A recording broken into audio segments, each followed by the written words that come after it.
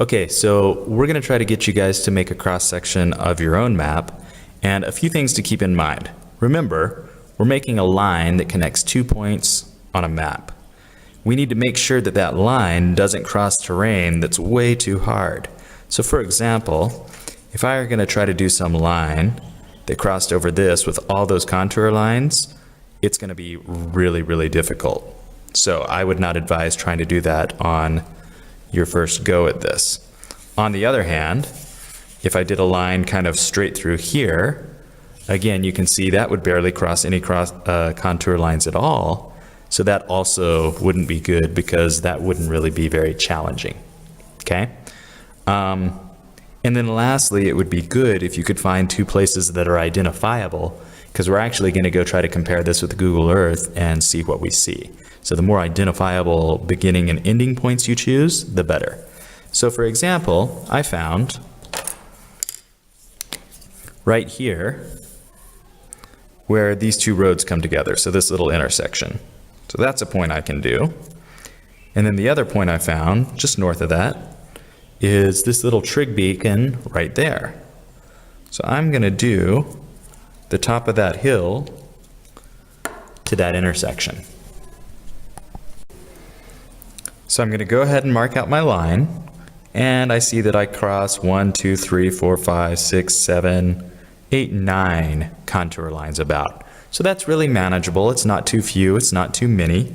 I can see none of them are really, really close together, so it's going to be a good fair attempt, and I'm highly likely to be successful here. Okay, I've got my cross section just about ready to go here, and I want to draw your attention to something. First of all, of course, I have an approximate height here, but as you follow my heights along, you'll notice that 3 of them are all the exact same, 1,420 meters. Now, where that correlates to on my map is right here. We can see that 1, 2, 3 intersections, the same 3, are all the same contour line. That is, this contour line goes from here, loops around back here, and that way. So let's just keep that in mind for the future. We'll come back to that, but it is a bit of a peculiarity that you'll need to look out for on your own maps. Okay, I did this a little differently, just because I think it reduces a step. But what I did, you see I did this on grid paper to begin with, and using a ruler, I just pulled each point up into the frame above, or will pull each point up into the frame above. You can see for my frame, I made every centimeter 40 meters. I measured on the map, so I set my scale, and you don't necessarily have to do this, but I like to be exact, so I said that this is 500 meters, and that's 40, which means that the vertical scale is going to be exaggerated 12.5 times. Okay?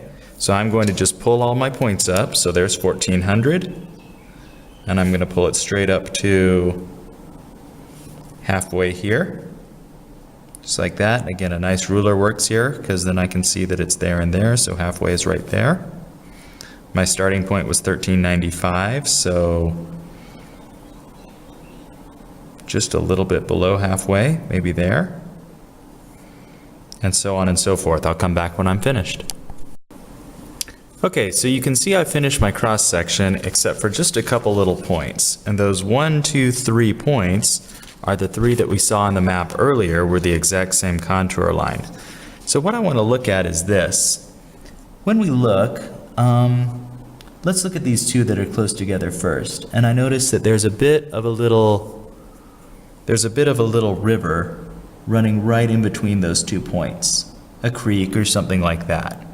Well, again, what that means is that technically that land has to be a little bit lower than the land on either side, otherwise the water wouldn't be there. So I'm going to go look at that one, and instead of connecting them straight, just give it a little bit of a concave there, because again, I understand that right there is a river creek. Okay, then likewise here, between these two that I colored in pink, I can see the overall land is going up because this contour line goes up to that one and the next. So it seems reasonable that there's a little bit of rise in the land right there as well. So I'm going to try to make this look the same. So we're just going to give it just a touch, nothing drastic. Just something like that, just to show that shape a little bit more accurately. Okay? Okay, so we would go ahead and add a few features in here and shade it in and all that fun stuff. And we pretty much be done. Okay, the last step here, you can see I've got my my cross section all done. It's looking pretty good. I've got that intersection pointed at, the creek and the mountaintop.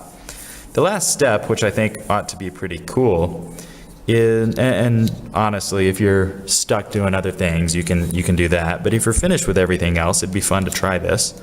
So what I did is I brought down my coordinates to my x-axis, and this is my x, right? And then there's my y, my ending point. And then, so that's going to be the longitude.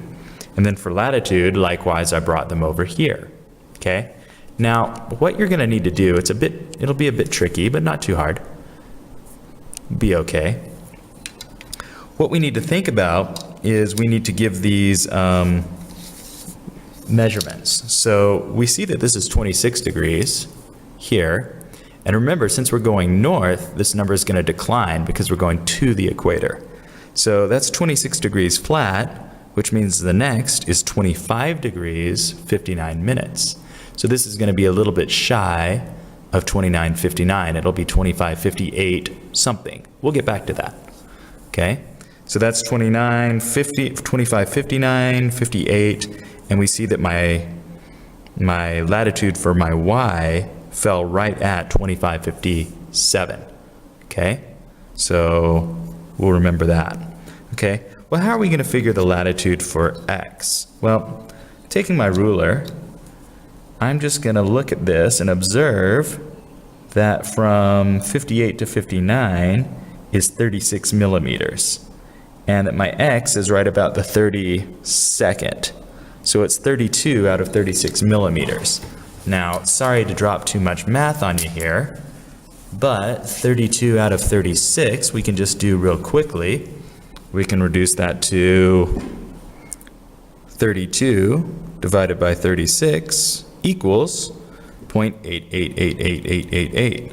So this is going to be 2558.89, we'll say. And we'll hold on to that because we need to do one last thing with it. Remember, that last digit should be in seconds, and last time I checked, there's not 89 seconds anywhere. So we need to take this number and multiply it by 60 for seconds. And that's going to equal 53.33. So actually, instead of 0.89, this is going to be 53.33 seconds. Okay? So like I said, that's not too hard, all right? So for our latitude for x, we're going to make this 25, 53, 33.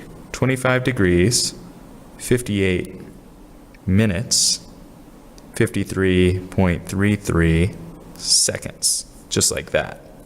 So in the same way, and say that the latitude, remember this one was easy, it was just 25 degrees, 57 minutes, because it was right on the line. Okay, we're going to use the same process to figure out our longitude here and here. Okay, so you see the total amount are 33, so these are going to be divided by 33. This is right on the 10, but this one really, if you're going to be honest, it really falls right in between those two. And since decimals don't scare me, I'm going to call this 24.5. So again, I'm going to do the math, 10 divided by 33, and then multiply that by 60 for seconds. Okay? Then I'm going to come back and do the math. 24.5 divided by 33 multiplied by 60, and that shall be our answers. So 10 divided by 33 equals 3.3. Oh, I'm sorry, 30.3. And then multiply by 60. So that's going to be 18.18 seconds. And then this one, decimals don't scare me, multiply by 60, 44.55. Now let's get those on there. So 27, 47, then 44.55 seconds. And my x was 18.18 seconds. Okay? All right, so now we got latitude and longitude. What do you figure we're going to do with that? Okay, I'm just going to show you the next step. So basically you need to click on that link and go here to convert your degree decimals, or I'm sorry, your degree minute seconds to decimals. Copy paste, all that good stuff. This just took too long, so I wanted to speed it up.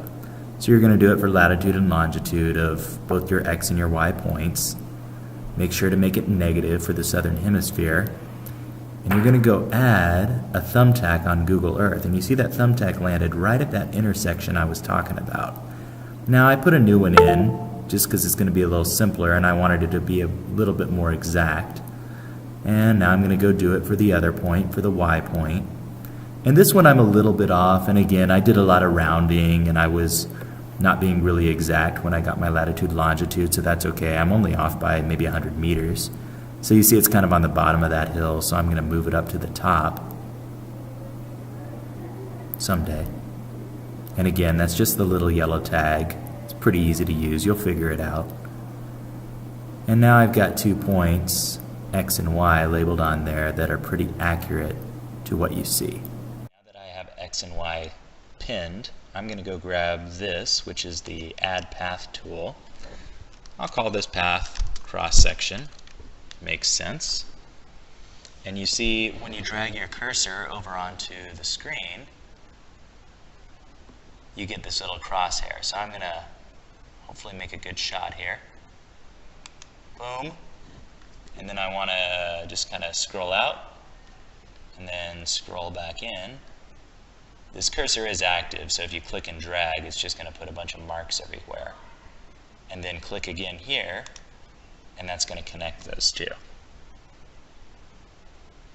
And hit OK.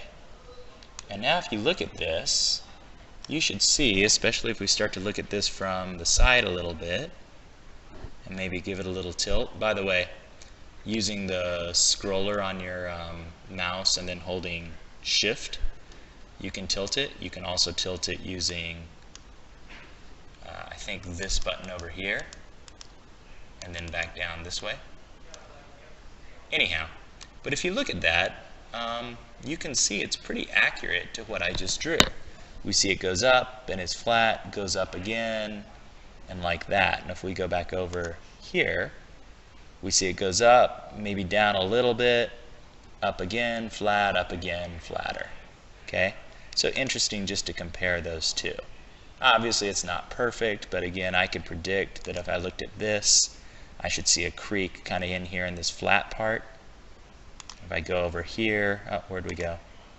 Should be a creek right in here somewhere. And you know, it might be dry, and who knows where things have gone in the last, 20 years or so.